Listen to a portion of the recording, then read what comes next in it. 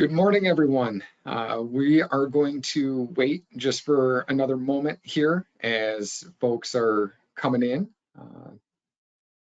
So just bear with us.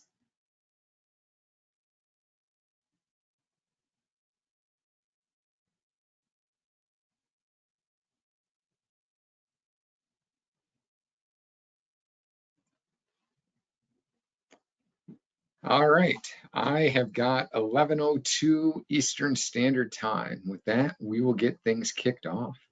Good morning, everyone, and welcome to another great edition of the Skillshare webinar series by the National Center for Pavement Preservation and hosted by the Midwest Preservation Partnership. My name is Rob Green, and I'll be your host. This morning. Our moderator is my good friend, Phil Rufus from Missouri DOT. Before we get started, I wanted to share a couple comments with you. If you're new to our webinar series, just a brief overview of what our webinars are like. So we focus more on a panel discussion. So what you'll see is we've got a great team of panelists this morning. They will give a short 10 to 15 minute presentation on our topic. Think about your questions. Please put your questions in the question pod that's on the big sidebar for the go-to. As your questions come up, put them in there. We will save those till the end for the question and answer portion, the panel discussion portion of the webinar. A couple other comments. Our next webinar will be scheduled for Thursday, August 15th. So feel free to pencil that one in as soon as we do some planning on that one. You'll see another invite come out from the National Center. A third comment to share, there will be a PDH certification certificate that will be emailed out to attendees at the end of the webinar. So, an extra bonus for attending our webinars. So with that, construction season is probably in full swing for most of us, all of us, even up here in the northern part of the country. Today's topic, I hope, will be beneficial to everyone in attendance. Today, we're going to be talking about HMA, hot mix asphalt milling types, and how they can be used in your preservation program. We will learn in detail about the different types of milling, pros and cons, and how agencies are using them.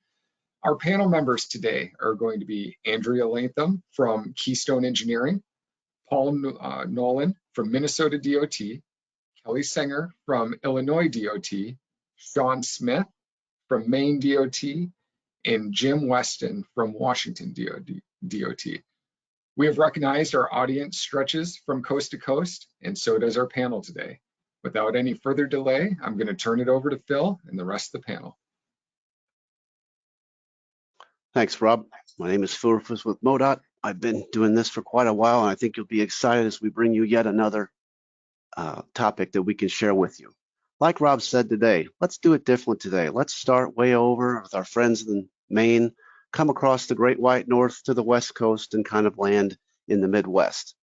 Today's discussion, I'd like to be a little bit more of a workshop, so I'm going to implore you, ask you, threaten you, cajole you to get questions to me, because once we've presented it, a lot of great ideas are going to come to your mind. You want to ask those questions. So as you can see on your panel, there's a place for questions. Go ahead and put your questions in, because I think that's the excitement of MP3. And when we give you these particular ones, we get some of that discussion, and the vast majority of the ending is, oh yeah, I didn't think about that. Let me ask those questions. So as we go through this, let's start, like I said, on the East Coast. Let's start with Maine. Our first presenter today is Mr. Smith, Sean Smith from the Maine DOT.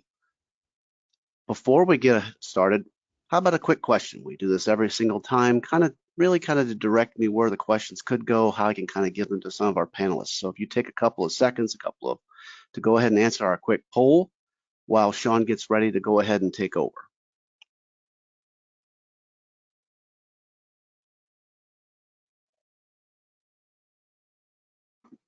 About 10 more seconds, maybe 3. Sean, go ahead and prep up.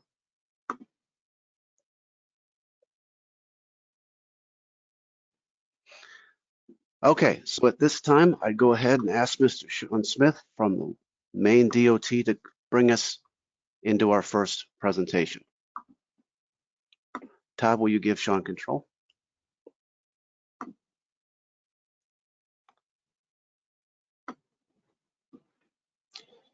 Good morning, everybody. And I'm going to queue up my slideshow.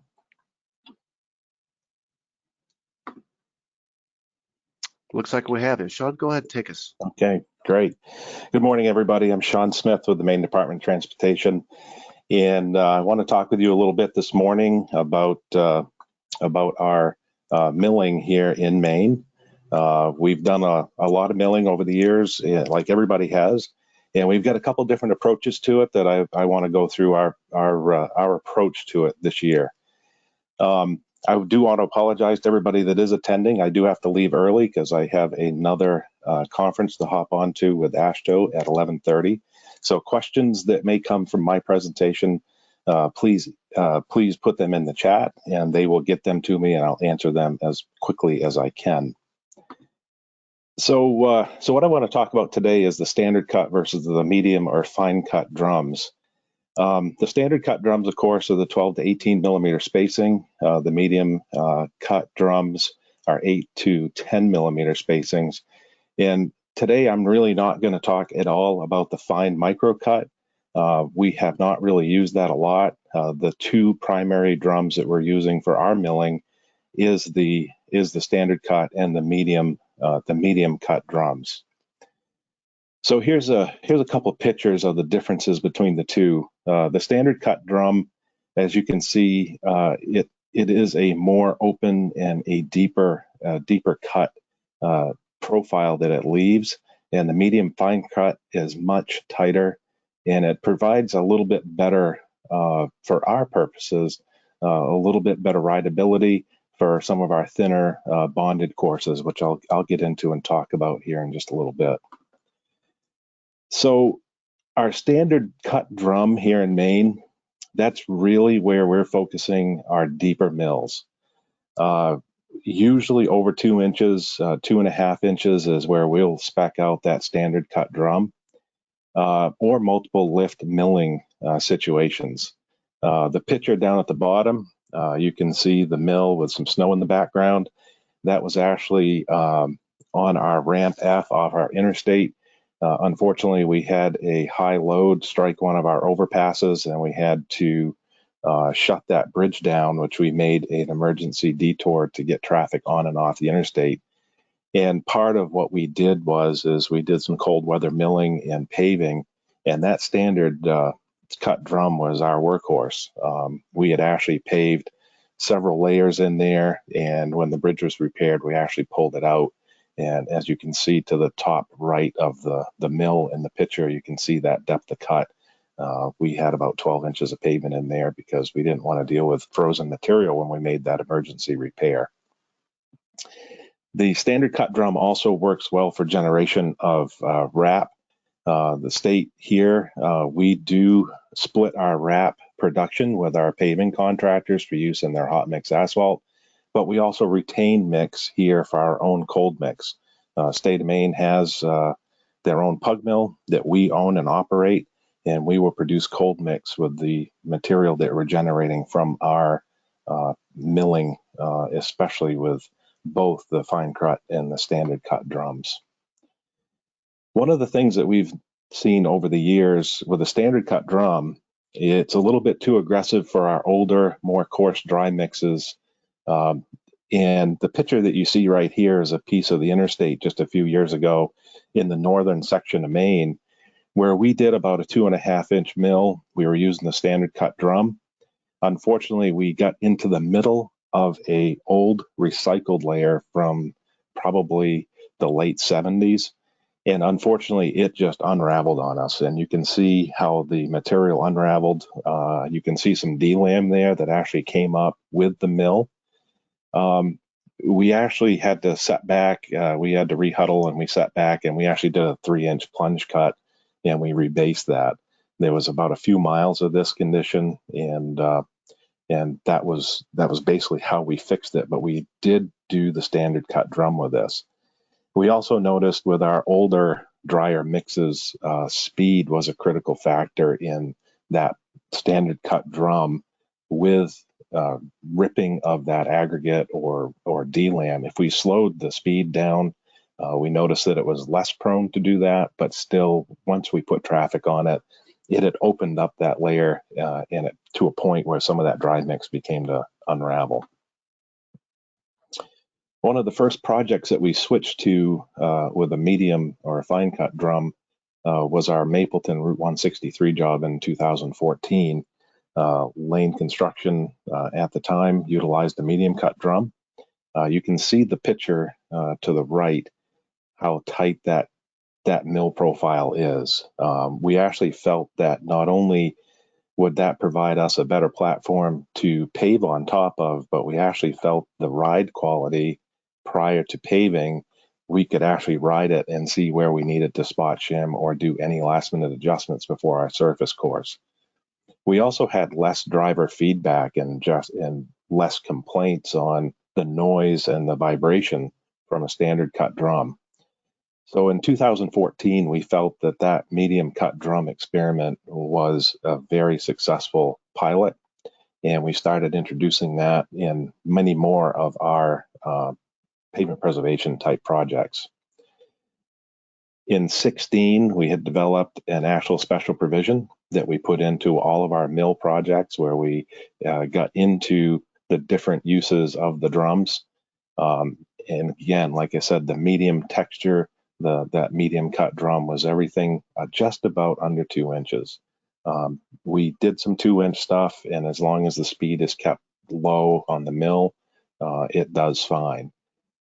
Initially, we focused this on some of our higher speed roadways and interstates, and mainly because we wanted to retain that ride quality right from that milled surface straight up through the paving.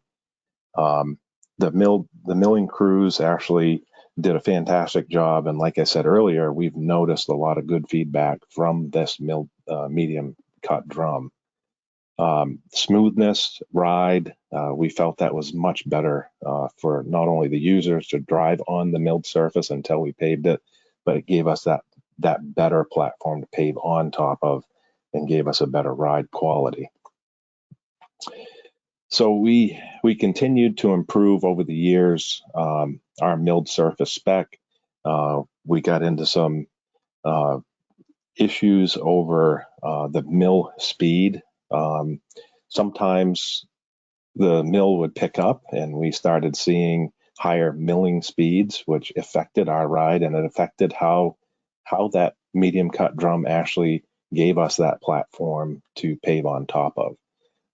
There was a little bit more when the speeds got approached 90 feet per minute. It did provide a little bit of chatter, we noticed, because it was really putting a lot of stress on that drum and on the teeth, and we did notice a little bit of chatter, so we tried to keep that milled speed down. And like I said, some of those speeds we were seeing 90 to 100 feet per minute. It gave us an irregular pattern. It gave us a different hum for our driver feedback, and also paving. We did notice that chatter. And we also did notice some delam and rattling that was coming from that too, just because I think we were pushing it a little bit too fast. So we've backed that down. And for the most part, our contractors stay in the sweet spot based on their production, their trucks, and their loading procedures. So we've been very happy with that medium cut drum at a lower speed and not really pushing that 90 to 100 feet per minute. The medium cut drum we specify for a number of our bonded wearing course projects. We have a strong ultra thin bonded wearing course program here as a surface course treatment. It improves the ride quality because of that fine drum. We don't get many deviations. We run automatics on that. Currently, right now, the last couple of years, we've been migrating to LiDAR engineering, pre-engineering profiles of our roadway that we're doing mills and shim and overlays on. And so we're making some corrections right with that initial feedback pre-engineering side, and we're giving our markdowns to our contractors and our markups and a shim application based on that LiDAR profile. And that, again, that medium cut drum actually helps us get there because with our most of our contractors on our interstate or larger roads are running the 12-foot drum. So it actually is a super consistent profile across from center line to your edge line. We also notice with our ultra-thin bonded courses that the tack shot can be reduced a little bit because the texture that we're paving on top of is actually so consistent, and it doesn't have those deeper grooves that our standard cut drum has. So we can actually dial in that tack rate on our bonded course projects pretty tight. We make sure that we get a good penetration of the emulsion up through our hot mix that we're adding in for that bonded wearing course. But that medium cut drum really keeps us consistent. Once we get the paver dialed in, it's usually a pretty smooth process for us.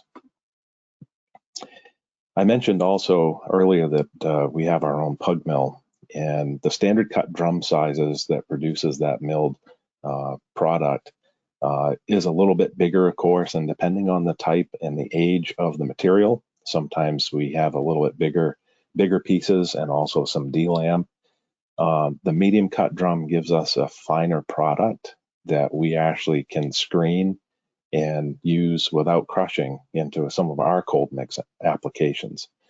We do accept the standard cut drum, but we will run it through a crusher before we actually use it in our pug mill. We've actually seen crushing and screening some costs. I've got some of the comps up on the screen here. We actually feel that by keeping our milling from that medium cut drum, we are saving $3 to $4 a yard compared to crushing versus screening for our purposes.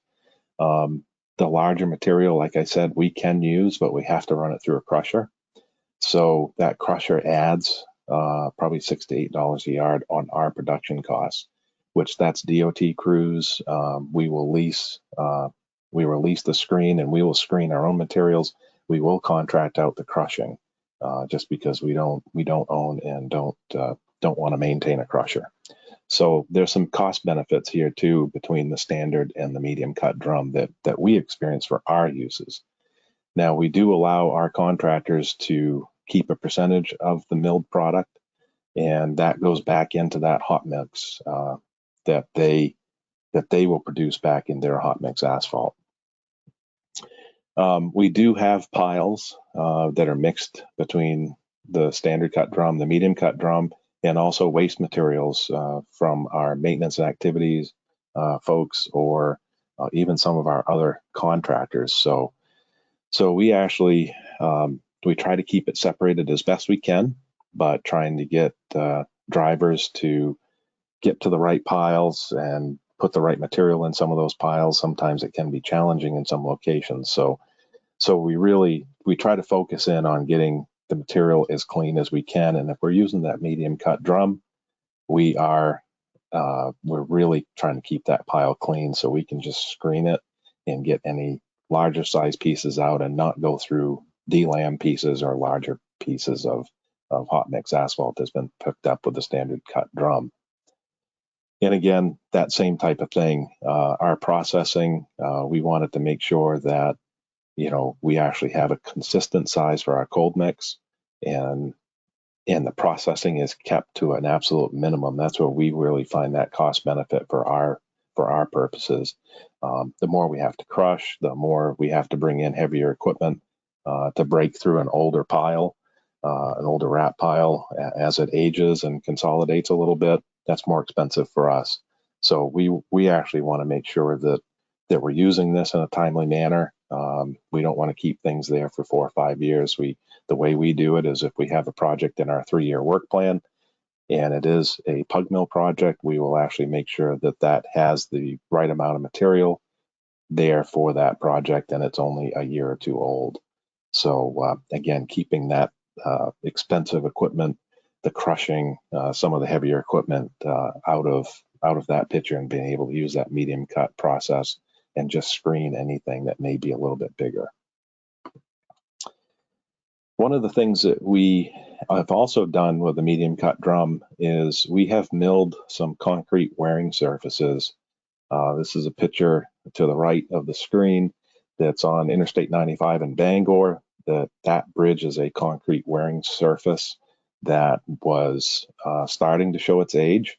So instead of actually pulling off the entire concrete wearing course, we decided, because we had an ultra-thin bonded project through there, we would profile mill that deck and mill it, and then run that ultra-thin bonded wearing course right over the top. We already had asphaltic plug joints on each side of the bridge, so we actually were able to mill right through the bridge. We were able to pave right through the bridge, and then cut out those plug joints and actually replace them. And so that ride was very smooth. The thing that we learned about milling of the concrete deck with the medium cut drum is our speed. You know, I mentioned earlier about our speed on some of the standard cut drums and some of our older mixes. Well, that medium cut drum working on that concrete bridge actually worked out fine. We went really slow. It was able to cut to the profile that we wanted. Myself and Brian Luce and a couple other folks from DOT, we spent probably a good 3 or 4 hours stringing that bridge to make sure that we gave the mill operators the grades and what to hit to remove. We strung it after they did their initial pass and went back and made a couple corrective passes. But in general, what we learned is we can do a 3/4 inch mill on a concrete deck, and it does fine. It really made that work well for us, and it saved us a lot of money from pulling out that wearing course that's 100% concrete. The other thing that we are doing too, we're introducing a lot more ride quality in our heavier treatments, our 1.5-inch overlays, 1.5-inch mill and fills. We have not put a ride bonus on our ultra-thin bonded course projects yet, but we have run it just to see how we do. And probably in the future, we may try a pilot to offer a ride incentive on some of our ultra-thin bonded projects, but right now we don't. That's usually held for a heavier treatment. But what the contractor community here has noticed is that ride quality bonus is much more consistent with that consistent slow speed with that medium cut drum. So we actually see that as a bonus to us because we get a ride quality, we get a better ride for our customers, and we also allow a bonus for our contractors that put the effort into making that all happen. So a couple last minute things, standard cut versus medium cut. You know, lower speed roadways, deeper cuts on our standard. We may do multiple overlays. You know, we may cut more than once. And, you know, we actually do some preparation for some other treatments with that standard cut drum, such as HIBR, CIPR, or FDR. One of the projects we had on the interstate a few years ago, we did an HIPR treatment where we milled 2.5 off of the wearing course on passing lane and travel lane, brought in that hot in place recycling operation, did the hot in place recycling, shimmed for ride, and then put a wearing course on top. And that actually worked out great. The other thing that we use that standard cut drum from is on our rehabilitation and full reconstruction projects, where we may mill, you know, say if you have 9 inches of pavement out there, we may mill 7 and keep 2 for maintenance of traffic. And then the contractor can pull that off when they decide to begin excavating and working in their stage construction. The contractor is allowed to keep those materials not only for hot mix asphalt, but they can run it through a crusher and we can cap our gravel and use it as a surcharge with that hot input, with the milled surface, the material that we're generating, the wrap that we're generating. We do want that 2 inches or less. We want it rolled and compacted and maintained. And what we found is the contractors on full reconstruction projects like to use the wrap that we're generating for maintenance of traffic because they can blade it over with a grater very easily. It holds its shape. It's not like gravel that will start to pothole. And if we get 3 or 4 days of rain, depending on the traffic volumes, it holds up pretty well. And again, they still have to maintain it, but it holds up a little bit better than some of our gravels. Our medium cut drum, again, higher speed roadways, shallower cuts, under 2 inches. Projects with a single thin layer or even a spot shim or two to make sure that we're getting everything. Bonded wearing courses, 1.5 inch overlays with minimal shim. We also use that project for project with limited work hours. Sometimes we're pretty constrained for time, so we want to make sure that we want to get in and out. And these thin layer single treatments actually helps. And like I said, the smaller depth cut helps us in our production. We actually find that it's actually a little bit easier to clean up with that mill cut, medium cut drum. And we see less delamination, and we actually see less customer feedback that's negative based on some of the drone and some of the driver experience that we get. So all in all, we're pretty happy with our medium cut drum. We still use our standard cut. We use the generated material for a number of different things, and we're pretty happy with our development of our milling medium cut drum spec. So with that, I will wrap that up and turn it back over.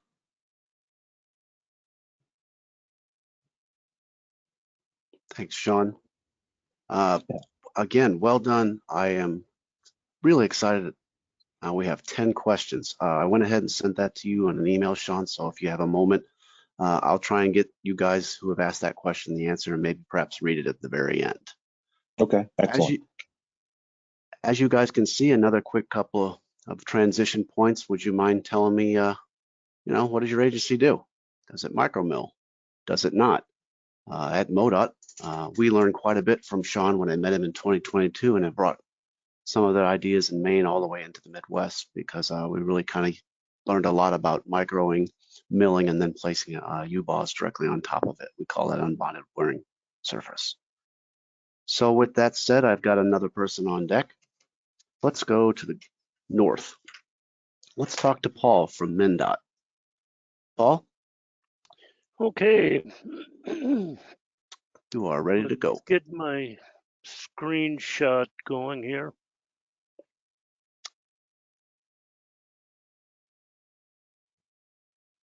You're ready to go, Paul. I can see you. All right. Is my screen is up? Yep. Okay. Well, welcome everyone. I realize that this is reaching a pretty large audience, so we're gonna cover this, and by no means is this set in stone. So I have the good fortune of working with Minroad and so the NRRA and partnership with NCAT. So we have just an absolutely wonderful knowledge base going on here. So we have seen quite a bit. So all right, I didn't want to get too in depth into the micro milling, ultra thin bonded wearing course stuff. I figured everybody else will do that. We know it works. You can see that when we get into micro mill and then placing preservation treatment over the top, we have some really good results. So we know that it works. But what I was going to do is just hit on something just a little bit different, and that was micro milling with a slurry seal using some of the material that we're milling off back into the to the slurry seal. The automated guidance portion of this, as I was thinking this process through, I don't know how many other people are familiar with the automated machine guidance. 4 or 5 years ago, we were using the multi-sensor averaging to come up with our profile. So now we're a little bit further advanced, and so that's so on Trunk Highway 28 in Minnesota, we did a micro mill, and you can see the before and during, and then the slurry seal here. It was a 5-mile. It's a 5-mile project up in central Minnesota. It was one of our districts. They did an IDIQ project up there. It was slated for a 3-inch mill and fill. It was lower traffic volume, 2-lane road, last surfaced in 2010. And we heard that North Dakota was placing slurry seal using the micro millings, and so we thought we would give that a whirl. Aztec was the contractor for that, and Allstate was our milling contractor. The proposed project was 0 to like a 1/2 inch. We were stockpiling our millings off-site, and then it was incorporated back into the slurry seal. We're using a CQS1P or the CQS1HP, which is a little bit softer based asphalt for the colder climate here. When you're talking slurries, you normally don't put it down into lifts, but if you wanted to, we can. So again, a pre-construction photo of we had a lot of crack sealant on this project, and that when you're running a micro mill over the top, that can tend to be a little bit of an issue for you. The difference between the mills, many people are going to be talking about that. The automated guidance, if you think about it, if you just go out and place a mill out there, it needs to have some type of information to run off of. So you need to have some type of a unit to go out and get a model of that. They make pickup mounted models that will, with LiDAR, that will pick up all that information for you. It has to be done prior to the milling. And then it takes about, I don't know, 8 to 10 hours to get everything done, and then post-process it, make sure everything's good, and then you can get it out to your mill. So I just wanted to make mention of that. Not everybody's going to be doing it, but that's one of the directions that everything is going, and eventually it'll become mainstream. But until then, you're going to have to find out what works in your area. What are the contractors using, and go with that. Rebecca Embacher from our Min Road facility here did a report on the project and came up with a lot of good information that will be out on the website. I do have a link to it at the end of this presentation, so you're more than welcome to take a look at that. And the micro milling standard process, we require a drum that is wide enough to incorporate the entire lane, and you're looking for less than an inch when you're profiling it. If you have more need to take more, you really have to start to wonder what's going on with that road, and is it a good candidate for micromilling? Why is there so much movement in the road? You can see here the milled surface. It's not real thick, but we do try to get it all the way across without daylighting at any locations. Again, we had a lot of crack sealant, and the crack sealant will come out while you're milling, and you will have deterioration at all those thermal joints or cracks. So you might need to be taking care of that, something to think about.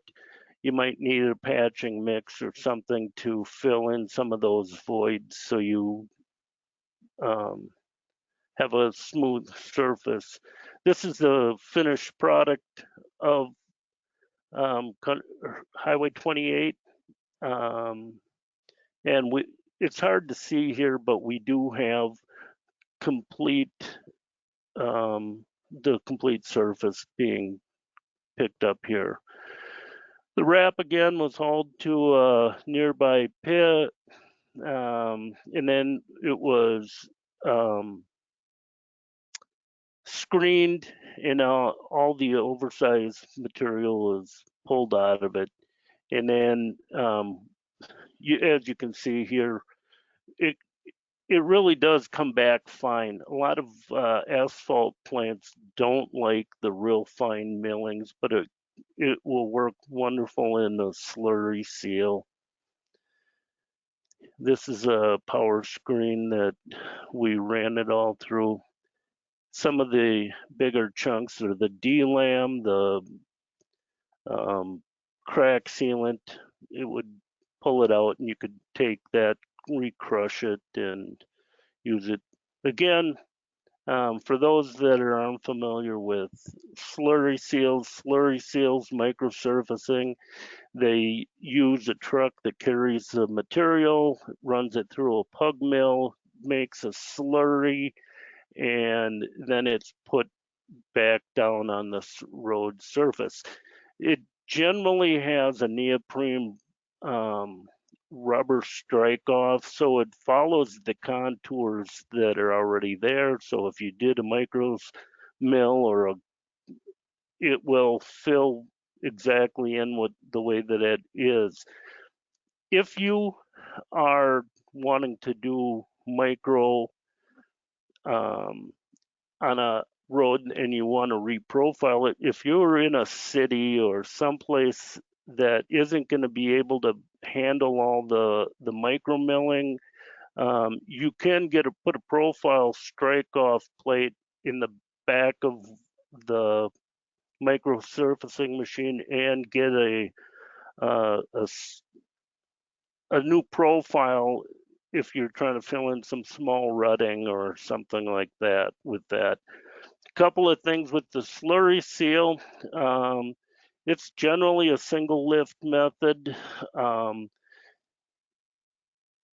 It does not trigger the ADA requirements. So if you're going through an intersection or something like that and you are not able to do the ADA requirements at the time, it's an option. It's an environmental cure. It's not a chemical break, so you generally don't do it at night. And it may take a couple of hours to fully cure out. So your traffic time you may end up having to have the lane closure up for a little bit longer. So my questions that I have for you as you're sitting there thinking, what type of automated guidance micro milling process do you have in place, or what are you using? What are your contractors using?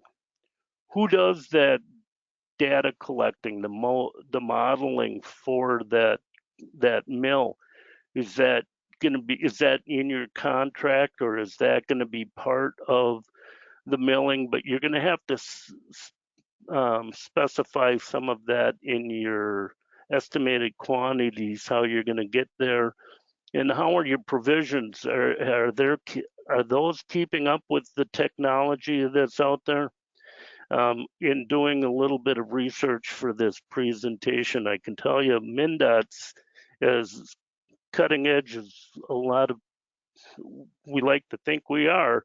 Our provisions need to be tweaked to catch up with the technology. Other little things that you need to think about: loops and utilities, gate valves, manholes, different types of drains. If you're going to be doing milling, those things are all going to be issues for you. I had one project that I was trying to figure out what I was going to do with. I had 22 signalized intersections to go through and an awful lot of loops. So it pretty much took mill and fill out. And so then we did a micro surfacing, and so that's just the way I dealt with it. The super elevations and the main lines and the shoulder PI, one of the things that we've did with one of our ultra thin bonded wearing courses is somebody else designed it, but they went over the edge of the PI for the main line to the shoulder, and as the shoulder drops off a little bit faster than what the main line does, the main line's at an 02, the shoulder's at an 04. The further out you go, the larger the drop off that you're going to be creating on the edge, and people drive off it. It's tough for them to get back on if you have something like that going on. It cost us another $2 million to fill in the shoulder on a project, so just lesson learned. So those edge drop-offs, are you daylighting it? One of the things that if you have your lanes completely milled flat, the shot rates can be consistent. If you have a pavement where you're missing some of the your daylighting, some low spots or whatever, you're going to have a tough time. You're going to have rich spots and then lean spots. So you need to, that's why you want to have a consistent milled surface. The production rate, something that you have to keep in the back of your mind. So your milling is going to be much slower than what your production rates for paving are. So you're going to have to set it up in stages. When if you're paving, your rollers, can they get enough passes in to get the densities that you're looking for? Other things, clearance issues, grade breaks. When you're doing an ultra thin, remember that screed is flat, and so it can't. If you're running at an 02, it's going to stay at an 02, and if you have to meet in with driveways or whatever, it can end up being an issue for you. Some of the costs, these are a little bit older costs that of the different types of treatments, and there's more treatments out there than this, but it's just a ballpark figure. It's something to think about. And I have a few links here that you guys can download the presentation from in the PDF format and then go to any of these, and you can get a lot of information about automated guidance systems or whatever that you're looking for. And Rebecca's report will also be in there. So that's all I had, and I will turn it back to you guys. Thank you, Paul. As we transition to our next speaker, we've got a little quick poll once again. To go ahead and give me a couple of seconds of your time and answer it.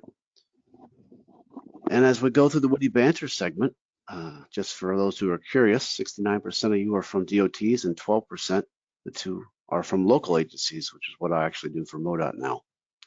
And a vast majority of you guys are doing traditional milling. So as we transition, you know what, let's go from Minnesota and let's go west. Let's go all the way west, the southern tip of Puget Sound on Capitol Lake, to Jim Weston of Washington DOT. Jim's going to present to us another aspect. Jim? Excellent, Phil. Thank you very much. I appreciate that. Hopefully that's coming over here. Got one thing to do. You're ready to go, Jim. Take it away. Fantastic. Thank you. Yes, I am from the Puget Sound area. I generally live in Olympia, although I travel all over the state. Fortunately, today I'm in Walla Walla, Washington, and the coffee's kicking in, so I'm kind of feeling a little bit like Daffy Duck here just because of the speed of things as we go along today. Let me do one thing. I'm going to need to move that. Sorry. I'd kind of back up real quick and just thank our pavement office. That's where my background is. Unfortunately, they weren't able to do this, so I'm kind of filling in a little bit. I've worked in that office for about 18 years, but I wanted to give a big thanks to the state pavement engineer, Mohammed Namiri, Karen Carley, who is our state design engineer, pavement design engineer, and Karen Strauss, who's our pavement management engineer. Moving along, this is basically kind of the brief outline, and I'll try to speed us up. Again, the coffee is kicking in, and we're out here west and a little bit earlier, but the coffee's doing well. So we traditionally use our conventional grinds, and we'll talk a little bit about that. They're used in not only our pavement rehabilitations, but also by maintenance forces. And then we also have PCC grinds, but they're more of the micro or fine grinds. I wouldn't even call them micro, maybe the medium fines. And then we'll talk a little bit about some of the research we've done with this as well. Traditionally, I think it was said by Sean the best, speed doesn't matter. We don't want to go too fast. It will start pulling up delamination areas. The kind of this 45-degree starts jumping out at you. They might even go farther. You start pulling up pavement. We're fortunate in Washington to have pretty much perpetual design, so we have rather thick pavements, but we have our resurfacings are generally less than 2 inches, so it can have some effect on that. Our maintenance forces do use this traditional grind, kind of like we see on the right here. They use them on skid steers. We have a lot of trees in Western Washington, so some of that may get into roadway areas, and they'll touch them up, knock them down a little bit, clean things up. But generally, we're just milling fills with a lot of our roadways, and we've been fortunate. When we move along over to the fine or more of the medium textured grinds, again, we truly try to use it for smoothness incentive bonuses. This is our specification, our standard specification for surface smoothness. We use them on our contractors will utilize them on some of their vans or other equipment to kind of understand where they're at, and then they'll typically use like a profile system to find high spots that they might want to knock down if speed is affecting them, whether it's speed from their paving operations or speed from just their milling operations. So they'll kind of do a little bit of touch on that. As you can see in the photos below, we traditionally use a lot of our normal grindings for like diamond grinding, some of our retrofit projects, and we've also used them, a combination of our conventional grinds as well as ultra, what do they call, drawing a blank right now because I'm a little waking up still, but more of a sound texturing system, and you can see all three here. But typically, our concretes are using the far left, roughly 1/4 inch spacings, whereas the fine grind's more of an 1/8 of an inch. And I'll just kind of briefly move to our micro fine texture specification. You know, again, these deviations, we try to eliminate those, and they're, you know, basically a deduct values of $500 up to $500 in 100-foot lengths. So they try to get it as smooth as they can. They'll run around, again, using our vans. They'll come in, do some touch-ups if they need to. And if they're doing touch-ups, they typically will apply maybe a light, I don't want to call it a tack, but just a nice light fog seal on everything to ensure that the aggregate's not exposed and it doesn't deteriorate too soon. With that, I think there's just a couple more slides. We did some research. This is probably the big takeaway here. Again, with conventional, our more conventional grind, we did some bond strength testing. We did a combination of 3 different tests to see where we're at with strengths. One was a shear test, one was a torque bond test, and one was a pull-off test. Generally, when you look at kind of the findings of this, they're, you know, the shear bond, you can tell that the milled sections had significantly higher strengths, typically because of, you know, you're talking shearing of a 2 bonded courses, and you add a little bit of texture in there like you would get with a milled surface, and those were substantially higher. With the torque bond test, it was a little bit different because, you know, I'll back up a little bit. The research we conducted utilized milled surfaces and unmilled surfaces. We had various rates of tack coats applied, and we had clean, semi-clean, and very clean surfaces. So again, when you're talking about milling, all of those things have an impact. I like Sean's piece on tack coat rates, and you'll have various rates depending on the types of surfaces that you're working with there. But the second bullet point there, you know, the absence of tack surely has strength issues when it comes to twisting. I mean, you're just twisting. Torque bond with tack coat was, or a non-milled surface. So let's say you had a finer surface mill and you're running torque bond testing, you're going to see that if your tack coat isn't sufficient or you have dirty surfaces, you're going to have some effects on that interaction between those 2 wearing courses. And so it's something to think about as you're moving ahead with fine and or medium bonds or millings, excuse me. And then the non-milled sections, again, with pull-off testing, which is the far right, was actually pretty good if the tack coat was right. If you had a dirty surface, again, on a smooth surface with, you know, let's say a fine mill and a good tack coat, you're probably going to get some good adhesion between those two surfaces. If you have a dirty surface or light tack coat, you're going to have lower strength. So they're all things to consider as you move forward with whatever operation you're going to go with, whether it's a coarse, a medium, or a fine type of a surface to mill. How are you going to look at cleanliness of your surfaces when it's done, types or amounts of tack coat that you're going to use?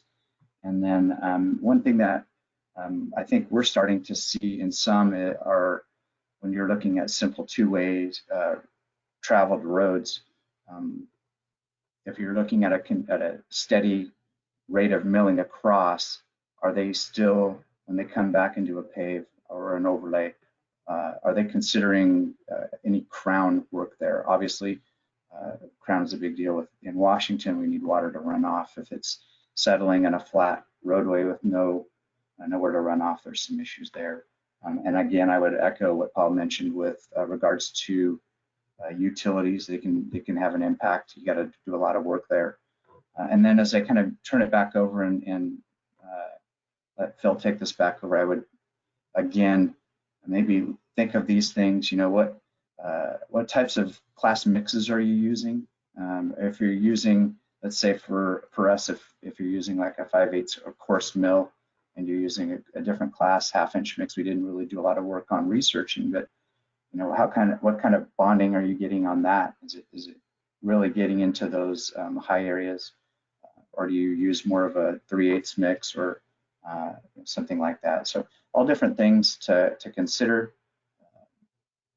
Maybe think about these things, these questions as we move forward. And I think as I wrap it up, I don't have much more. Hopefully I caught up a little bit of speed.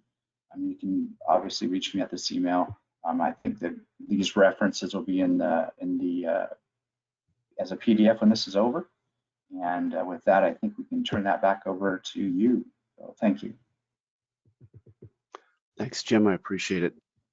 You're welcome. There's a couple questions I'll throw at you at the end. I've gotten some as well. So as we move to the next speaker, go ahead and take a couple of seconds and tell me, you know, do you actually use milling in combination with a preservation shipment, an inlay, as they say, a seal coat, a chip seal, a micro, a U-boss, for lack of a better choice of words. So coming from the West Coast, let's fly east and let's land in America's heartland, the land of Lincoln. Our next speaker I'd like to bring on is Kelly Singer of IDOT. Kelly?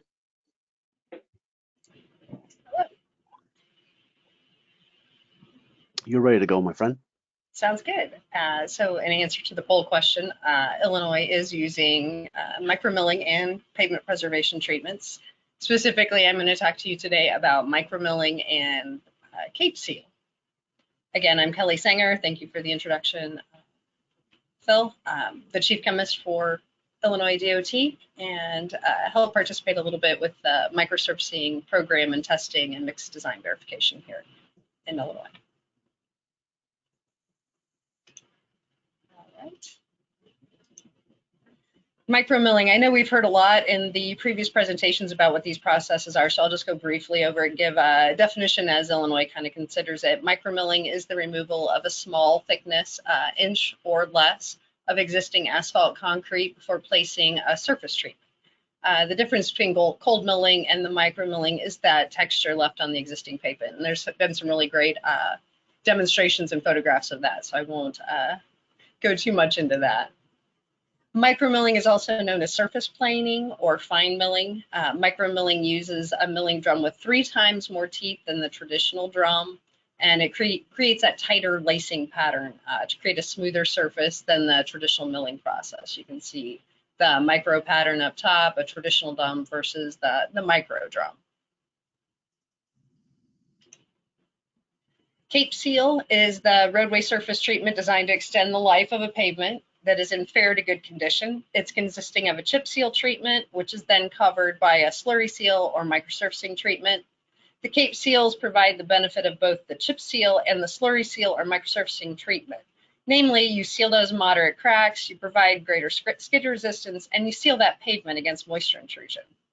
This protects the structure from further oxidation and unraveling and restores a uniform black appearance. Helps the pavement markings look better, gives the driving public a better aesthetic of our pavements. I'm going to talk specifically about a project applied on Illinois 336. This is also known as the Thomas Memorial. It's a 4-lane freeway expressway combination that serves Western Illinois. As of 2018, the highway extends north from Fowler and near Quincy, and where it's US 24 and Interstate 172 intersect, US 67 just north of Macomb. Illinois 336 is approximately 80 miles in length. So you can kind of see it's over here on this portion of the state. I think this is a pretty current view of it via Google Earth. So that's the current condition. Wasn't that way when we started, as you can tell. These show the job site photos as we did the micromilling.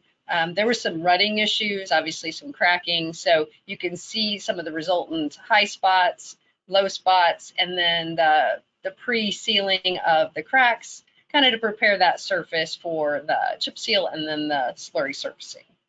You can see our milled texture. That is a dime in the photograph. I don't know how well you can see that, but that is actually a dime. So you can kind of see the surface that was resultant from our micromilling operation. So the means of all of this for what the end goals were, we were trying to improve the condition of this Illinois 336. So what I have here are the before and after micromilling and Cape Seal values. So just to give a little quantification to what we saw. So the initial CRS value was 6.4. We put that up to an 8.7 post-treatment. The IRI went from a 95 to an 83. And the rut depth went from 0.2 to 0.11. So you can see there's a pretty significant improvement for very little money and very little effort here. Just doing the micromilling and then this Cape Seal treatment really gave us a pretty good benefit. That micromilling and Cape Seal project honestly was so successful that that district opted to apply this treatment to the entire corridor. It was supposed to be just a small segment. They were experimenting with it, but it was so successful, and they really appreciated how quickly and efficiently and how well it was improving the condition of their pavement that they applied that to the entire corridor. So that is kind of where I am. If we have questions, we'll kind of cover those at the end, but I'll go ahead and hand it off to our next speaker so that we can keep this moving. Thank you. No, thank you, Kelly. Thank you. So we've heard from the DOTs.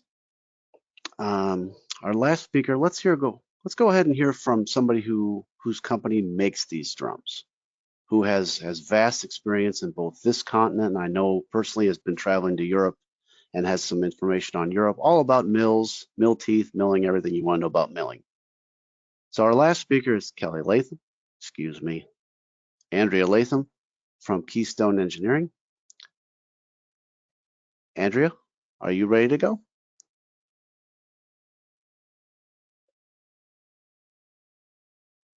Thank you, Phil. There we go. You're ready. Go ahead. All Bring right. us home. Okay, gotcha. Always going to be the closer. Thank you, Phil. I have a bit to cover, so I would like to just jump right in. The three different categories we're going to look at today briefly from the drum design side of things: standard milling drums, fine milling drums, and micro milling drums. This is a great surface comparison, just a side-by-side that shows the standard milling drum on the right side of the screen versus a micro milling drum on the left side of the screen. As you can see, the one on the left is much smoother and more uniform. And we'll get back to this particular wrap design in a moment. There are 6 determining factors for surface pattern: the bit spacing, the forward cutting speed of the machine. We've heard that come up a lot in these previous presentations of seeing the difference of what you see on the chatter and whatnot. The wrap configuration, the RPM of the drum, the diameter of the drum, and drum maintenance. The first part we'll look at today is the bit spacing of these particular drums. Your standard milling drum, this is a standard triple wrap drum. This would be your all-purpose drum, really your standard milling drum. It's referred to as a triple wrap because it has 3 coils that wrap itself around the drum. There is a spacing of 1 7/8 inches between each bit on any wrap, on the given wrap. And it creates a 5/8 of an inch surface pattern with the interaction of all 3 of those wraps. Here we have a fine milling drum, double the amount of bits, say. This is also a triple wrap. It has these 3 coils, or these 3 starts, a spacing of 9/10 of an inch in with each bit on each of the wraps can be seen, and it creates a 3/10 of an inch surface pattern with the interaction of all 3 of those wraps. Your micro mill drum, 2/10 of an inch spacing. It's also a triple wrap drum, three coils. Your spacing of 6/10 of an inch in between each bit on a given wrap. And it creates a 2/10 of an inch spacing with the interaction of all 3 of those wraps. So now we'll look to see how forward cutting speed factors into the surface pattern.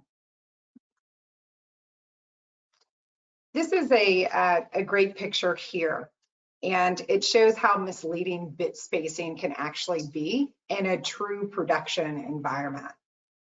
The 15 millimeter or your 5/8 of an inch surface strike, it can only be seen when the machine is stopped or barely moving forward. When forward cutting speed enters the equation, everything changes.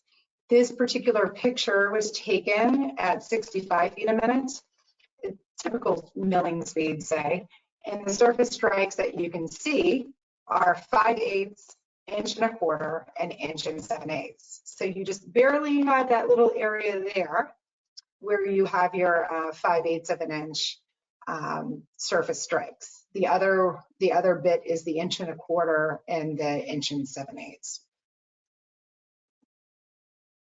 This is an AutoCAD drawing of a standard drum, triple wrap drum, 5/8 of an inch spacing. And all the factors are the same except the forward cutting speed. The one on the left is your slower speed, 35 feet a minute, versus the one on the left, the 70 feet a minute. And as you can see that when the speed doubles, the milling pattern dramatically spreads out. And you really start to see those, the 1 7/8 and 1.25 inch lines on the faster speed versus the 1.25 inch and 5/8 on the slower 35 feet per minute on the left. Just a picture kind of showing you the same thing, but an actual milled surface. Same machine, same drum. The only thing different is the forward cutting speed. The rougher pattern is on the left, and it was generated at a faster cutting speed. Here's your standard 5/8 of an inch space drum, 90 feet a minute. And you start to see that the line spacing there is actually 1 7/8 inch when you factor in those faster forward cutting speed. Similar picture, this is what you would refer to as outrunning the cut or leaning out. You can see where there's a longitudinal ridge actually kind of placed in this surface. And that's basically when you just have one bit on a line, and the time it takes that bit to come all the way around and how much that machine moves forward before it strikes again.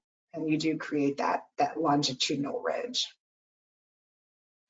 We've seen kind of the negative effects that forward cutting speed can have on surface pattern. So let's look at a couple different ways we can look at wrap designs to minimize those negative effects.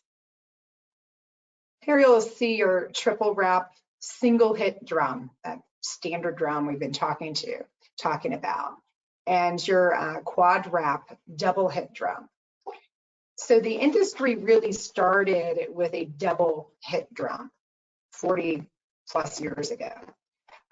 Quickly soon it then moved to the standard as a triple wrap. It allows you to run 50% faster and still leave that similar size, similar pattern. But now we see more and more folks, a lot of states incentivizing, say, ride bonus and whatnot. that truly want to invest in the best equipment out there, and in the latest technology on different wrap designs and drums. And so we are seeing more and more requests for these quad wrap drums, which have a repeating tooth.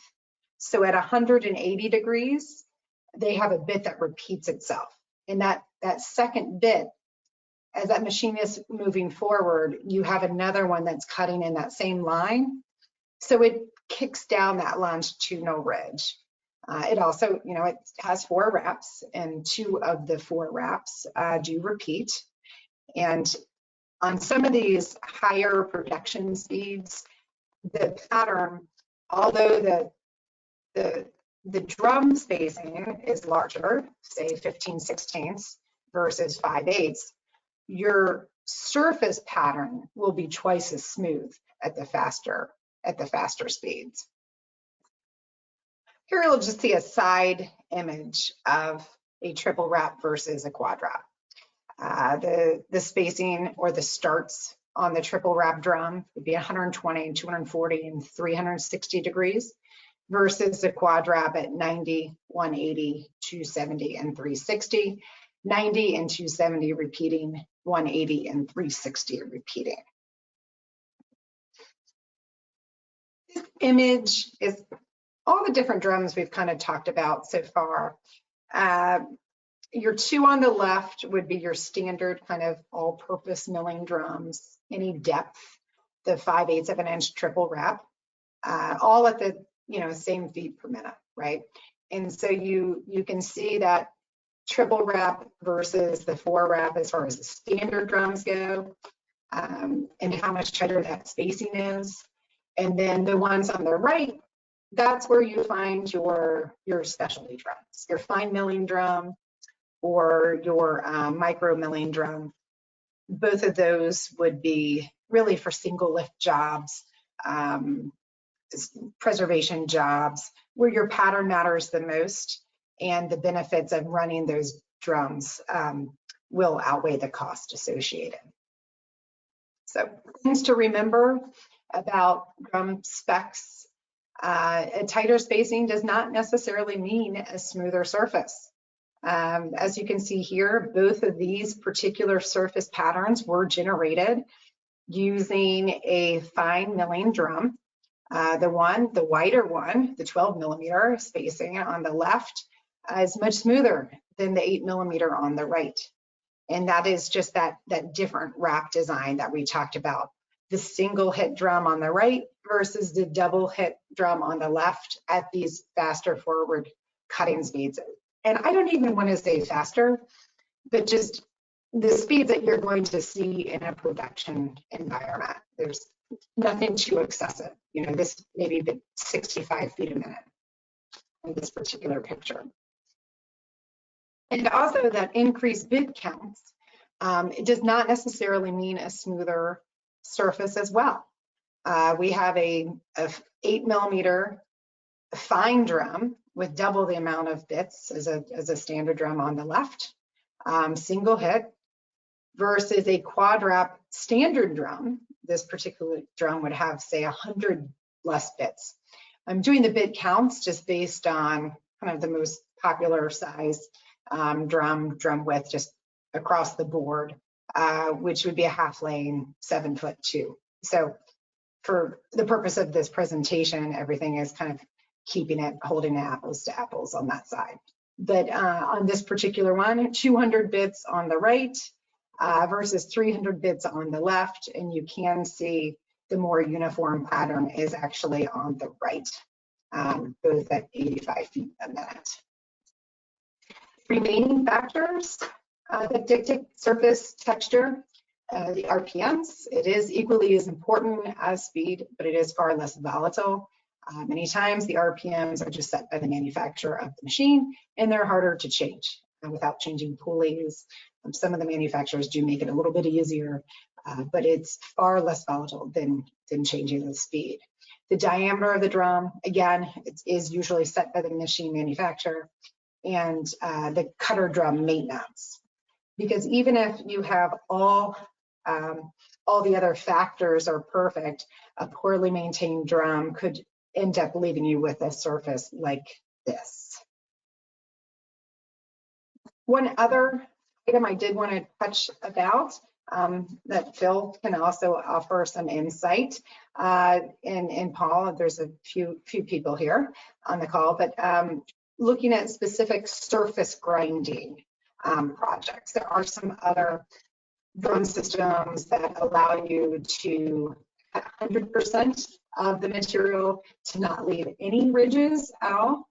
And that doesn't impact the surface quite like a conical milling tooth. So we'll say when conical doesn't cut it, meaning the shape of the conical bit, kind of the impact to the surface. So some new technology to share with you as well. This, one way of, we're talking about IRI and different bonuses, or also looking at the deduct and the cost of grinding, diamond grinding. And this is one way that you could truly reduce your cost and your, footprint, from the environmental, the green side of things, to be able to do this without the diamond grinding, the water and the machines and the slurries and trucks and whatnot on the mobilization of those equipment. So any questions at all? Or we're going to hold those? Or Phil, are we getting any questions on my side of things? Yeah, we are. So Great. you are correct. We are now at the end, and I have a whole bunch of questions that I would like to ask all of you. So Andrea, if you will give me back control, let's have our panelists go ahead and turn their cameras back on. And I'm going to try and give some questions. And at any time, of course, if you guys got something to say, just chime in if I direct a question to the different people. So before we do that, because I always like to know about the pulls, 85% of you guys mill because you want to remove distresses. Ironically, at MoDOT, one of the major reasons we mill, with the exception of mill fills, of course, is to improve IRI and ride quality. So that's kind of interesting that that's flying in the face of what we do here in MoDOT. And then, of course, finally, I'm going to got a whole bunch of questions that are pretty much in the same area. Huge questions about speed. So if you want to prep yourself a little bit about that, quite a few questions about depth and milled surface, and actually a couple of questions about the environmental impact, which kind of threw me a little bit, that one of you may be able to spin. So why don't I start with the hardest one, because I like to start hard first. And I think I'm going to throw it to Jim, because I think I saw some photos up there of I-5. Don't quote me on that. But concrete, we really haven't attacked concrete. So this person, I have to read this directly, so forgive me if I stumble.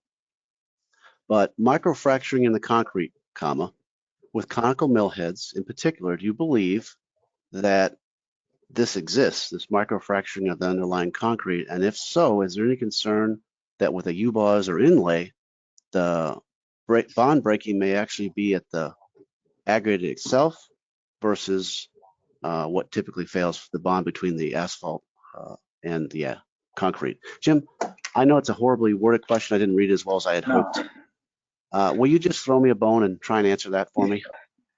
Yeah, so real quick, I showed some concrete just because it's more of the flat tooth spacing is what we're using for the fine mill surfaces, and those are typically what we're using on our concretes. And we're using them for retrofitting, mostly with Dalbar.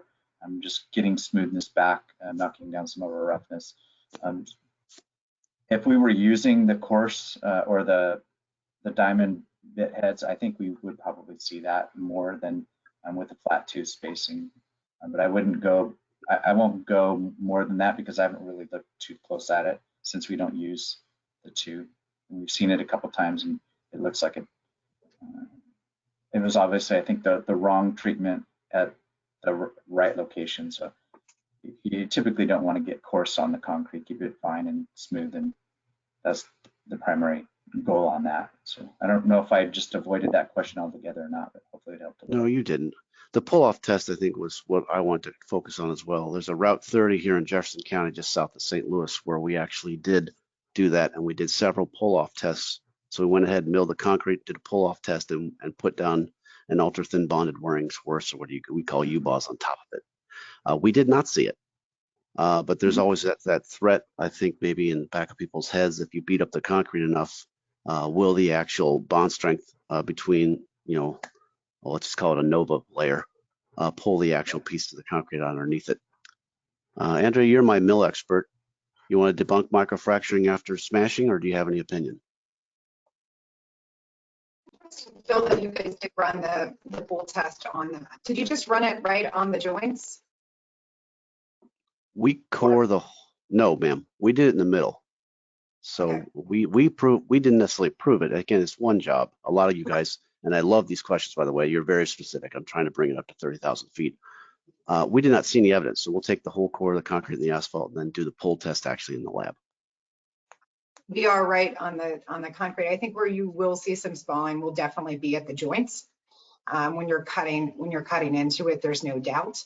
But you're going to see that even with it's kind of like points of contact. We can talk about 2 bits online on some of these micro milling drums, or like on a diamond blade, they may have 30 inserts on a line and spinning at a fast RPM. But I still think that you are getting some microfracturing regardless in any diamond or any grinding method that you choose. It's just looking at the cost associated with the 2 practices. And with micro milling, it is a much, we're talking about being able to cut at speeds, 60, 90, 100 feet per minute. And doing up to 12.5 feet wide versus these diamond grinders. They're very slow. I'm not sure if you all are familiar with them, but it's multiple machines. You have slurry trucks, the retrieval trucks. You've got water. You're using a ton of water. And the machines, the diamond grinders themselves, are usually like 1,000 horsepower. So they're burning all sorts of diesel. So it's just a really big project, and they are moving super duper slow. So it's no wonder that a lot of states, you just can't afford to do much with concrete. But I do think that there are some new ways of getting around that with some different technology that's coming kind of on the market now with PCD bits and faster RPMs and looking at some of these drum systems, micro milling. But now, I think you will see microfracturing more so on the joints on concrete roads. Okay, thank you. Let me stay with you real quick because I think these are softballs, but let me throw them anyway. From Greg and Jamie, you talked about flat bits. Do you have any examples that you could share perhaps later on without a resurfacing where you use the flat ones? If you can't, that's fine. And moreover, how widely available are these, quote, flat bits, end quote? Let's start with you, Andrea. What do you got for me? Okay, the flat tools that we produce, that Keystone produced, that I showed an image of, that's something that we've been producing for 12, 15 years now. And the whole idea of this bit style, they're actually on a negative rake, and so it shaves the surface. It doesn't impact it. Milling tools, originally the conical milling bits that you see in micro milling and whatnot, that all came out of the mining industry originally, just bigger bits. And that's really just to impact, or for the material to explode around it, get to that conveyor belt and get out. This is before micro milling was ever really an option, and the layers of asphalt were much thicker, and they were milling much thicker depths as well. So the flat bit is something that we really brought out to address more of the surface grinding to help achieve better IRI numbers, or just doing maybe 0 to 1/4 of an inch, just a real fine tune for new projects, new construction, corrective grinds, bridge approaches. We actually put it in one of our attachments. We refer to it as the flatliner, just a way of just shaving down bumps.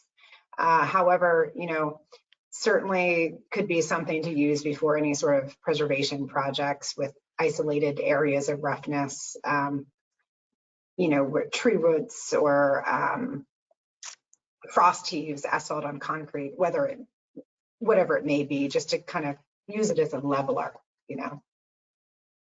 Okay, perfect. Paul and Kelly, I'm going to throw this at you. I took a couple of notes, but some of these questions are about micro milling in general and the results afterwards. So if you want to chime in, I'm going to throw a couple at you. This one, how quickly do your cracks return after micro milling? Anybody? Paul, start me out. Maybe Kelly. That all depends upon what the surface treatment that you're putting over it. You're not gonna get reflective cracking coming back through an ultra thin as you would as a microsurfacing. Microsurfacing is a little bit more brittle. If you put a chip seal down and then cap it with a microsurface, which is basically a cape seal, it's going to slow down the reflective cracking a little bit, but you're not going to stop it completely. But 3 years, you'll start getting your cracks coming back in the ultra thins. It'll start out on the shoulders, work its way out into the lane, just get out to the wheel path, and it kind of stops. In 4 or 5 years, it might go all the way across. Depends on how much movement you have in the pavement. Illinois, anything? This is Kelly. I don't know. I couldn't understand which name you said. We're still tracking the surface conditions of our project. That was installed in 2019. And in 2021, our CRS went from an 8.7 to an 8.1. So we're probably seeing a little bit of cracking come back. Our IRI went from an 83 to an 81. So that's still looking good. And then the rut depth has held steady at the 0.1.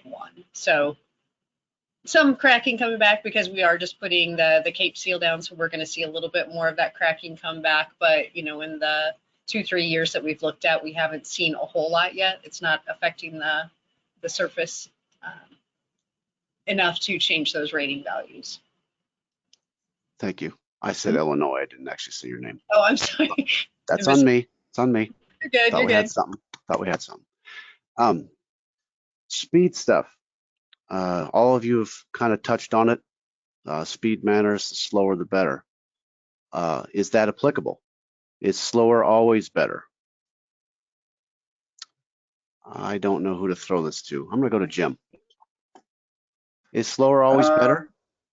I would say, even based on what Andrea presented, I wouldn't say that's always the case. I think, you have the right equipment, you might be able to speed up your process. I think the key is making sure that you're following mostly recommendations by the manufacturer and not overdoing things. I think schedules tend to get in the way of right operations in pretty much any operation, if you think about it, whether it's taking everything off or placing it back, and just doing things right can typically is the best. I would say Andrea's portion on that showed that you can, different heads can speed up your process, and it might be a different way to go about things if you're in a hurry.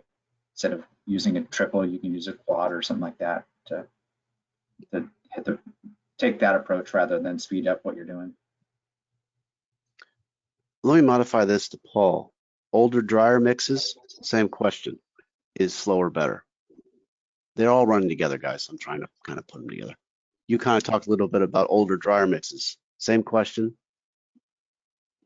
I would say that, yeah, you can, well, the dryer mixes, if you're trying to do a micro mill, you have a real dry surface, you might have the wrong process down if it's that dry.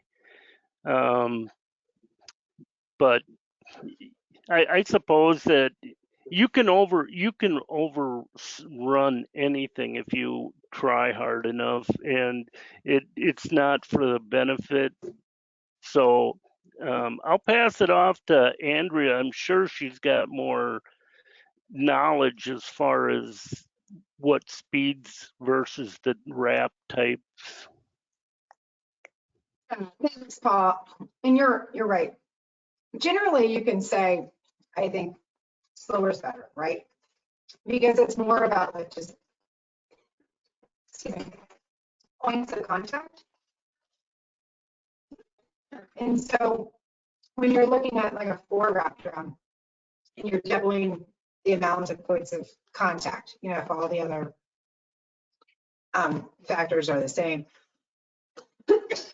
I think, you know, when you're looking at writing specs and whatnot, I always hate to see speed limitations placed, right? Because there are ways of designing around it. And I think for allowing the contractors to invest in whatever they need to have in order to, you know, meet a certain spec and call it a performance spec, or to kind of get you to the job that you want, the surface texture that you're looking for ultimately. And at that point, you know, their bids are going to be reflective of their operational cost. And if they can invest in a $50,000 drum that allows them to go 50% faster, they're going to be way off in a better position to buy the drum and to keep those forward speeds up. And I think, you know, from our standpoint, you want to see that. I think everyone kind of wins on that. You don't want to stifle technology and on that side of things. Does that make sense? Yep. All Well, at this right. time, my friend popped up, so I'm guessing we're out of time. I really appreciate you, panelists. I'm going to hand it over to our Master of Ceremonies, Mr. Green from Michigan. Mr. Green? Thank you, Phil. Thank you, all my panelists. Thank you, everybody who stuck with us and attended. I know for us on the East Coast, we're well into our lunch hour, but thank you. I know we ran a little late today. I know not as much time for the open panel, but we have your questions. I know we had a lot for Sean, who couldn't stay with us as well, but we will get answers to you. So thank you. Also, if you are interested, if you've got a topic that you would like to discuss, please feel free to reach out, email me, and let's see if we can't get a panel together. Or if your agency is doing something new or unique, please reach out and share that, and let's see if we can't build a topic around that as well. But with that, I will let everybody go. Thank you again for your time, and we will catch you in August. Thank you. Thank you. Thank you. Bye.